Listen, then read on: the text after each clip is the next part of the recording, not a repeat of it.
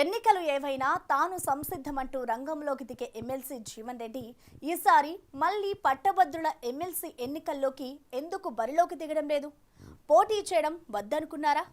Jagtial BRS MLA Sanjay Kumar కాంగ్రెస్తో చెట్టాపట్టాలు వేసుకోవడంతో అసంతృప్తి వ్యక్తం చేస్తున్న జీవన్ రెడ్డి ఇంకా అలకవిడలేదా?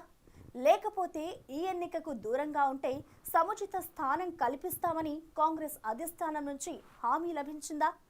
ఇక చాలే అనుకుని గౌరవప్రదంగా రాజకీయాల నుంచే తప్పుకోవాలని అనుకుంటున్నారా?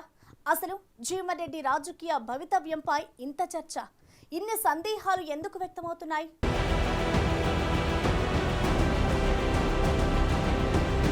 సుదీర్ఘ రాజకీయ అనుభవం కలిగి టీడీపీ నుంచి కాంగ్రెస్ లోకి వచ్చాక అసలు సిసలు కాంగ్రెస్ వాదిగా ఫోకస్ అయ్యారు జీవన్ రెడ్డి. దాదాపు 4 దశాబ్దాలుగా కాంగ్రెస్ పట్ల అంత కమిట్మెంట్ తో ఉన్న వ్యవహరించిన జీవన్ రెడ్డి ఇప్పుడు కాంగ్రెస్ పార్టీలోనే ఇమడలేకపోతున్నట్లు కనిపిస్తున్నారు. ఇప్పటికిప్పుడు పార్టీ నుంచి తనకు తాను అర్థాంతరంగా బయటకొస్తే బాగుండదు కాబట్టి కొనసాగుతున్నారంటున్నారు. పార్టీలో సీనియర్ మోస్ట్ అయిన ఆయన ఎమ్మెల్సీగా ఉన్నప్పటికీ దానికి తగ్గ ప్రాధాన్యత లభించడం లేదని భావిస్తున్నారట.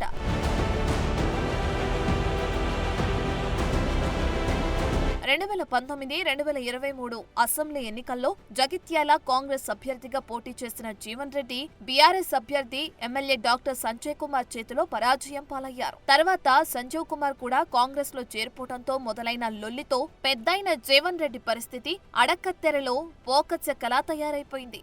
సంజీవ్ చేరిక సమయంలోనే జీవన్ రెడ్డి తీవ్రంగా వ్యతిరేకించారు. అయితే రాష్ట్ర పార్టీ పెద్దలతో పాటు హైకమాండ్ బుచ్చగింపులతో సైలెంట్ అయ్యారు. అయితే ఆయనలో మాత్రం ఆ అసంతృప్తి కొనసాగుతూనే ఉందట.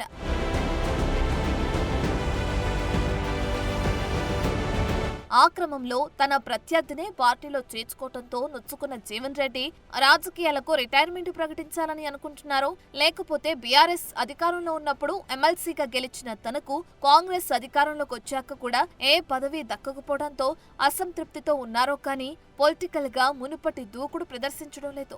సంజీవ్ ఎపిసోడ్ తో పార్టీ అధిష్టానంతో కూడా గ్యాప్ ఏర్పడినట్లు కనిపిస్తుండటంతో మార్చి నెలాఖరికి తన ఎమ్మెల్సీ పదవీకాలం ముగిశాక ఏకంగా రాజకీయాలకే స్వస్తి పలికే ఆలోచనలో ఉన్నారనే ప్రచారం జరుగుతుంది. మరోవైపు అలాంటిదేమీ లేదని జీవన్ రెడ్డికి గవర్నర్ కోటాలో ఎమ్మెల్సీ పదవి కట్టబెడతామని అధిష్టానం నుంచి హామీ లభించిందన్న టాక్ కూడా వినిపిస్తుంది.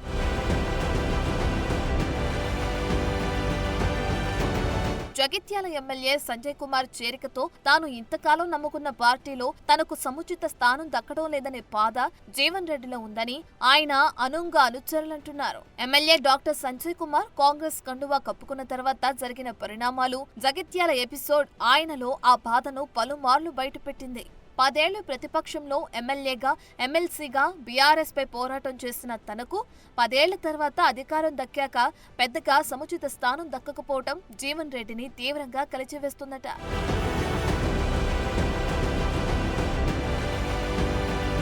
ఈ పరిణామాలే జీవన్ రెడ్డి ఈసారి పట్టభద్రుల ఎమ్మెల్సీ టికెట్ ఆఫర్ చేసినా రిజెక్ట్ చేసేందుకు కారణమైనట్లు తెలుస్తుంది. మరోవైపు గత అసెంబ్లీ ఎన్నికల్లో ఓటమి పాలయ్యాక ఆయన సముఖంగా లేకున్నా నిజామాబాద్ ఎంపీ స్థానం నుంచి పోటీ చేయాల్సొచ్చి ఓటమి మూటగట్టుకున్నారు. ఇప్పుడు పట్టభద్రుల ఎమ్మెల్సీ టికెట్ కూడా తీసుకుని గెలిస్తే ఓకే, లేదంటే ఇక తన పనైపోయినట్టే అనేది నిరూపించేందుకే ఎమ్మెల్సీ టికెట్ ను ఆఫర్ చేసి ఉంటారని జీవన్ రెడ్డితో పాటు ఆయన అనుచరులు అనుమానపడుతున్నారట.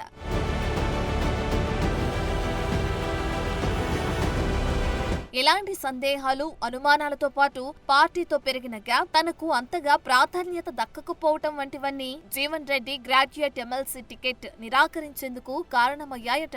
అయితే ఇప్పటికీ కాంగ్రెస్ ముఖ్య నాయకులు, మంత్రులు జీవన్ రెడ్డికి సముచిత స్థానం కల్పిస్తామని ప్రకటనలు చేస్తున్నారు. దాంతో ఆయన్ని గవర్నర్ కోటాలో ఎమ్మెల్సీగా నియమిస్తారన్న ప్రచారం మొదలైంది. మరి పెద్దయిన పొలిటికల్ కెరీర్ ఎలాంటి టర్న్ తీసుకుంటుందో చూడాలి.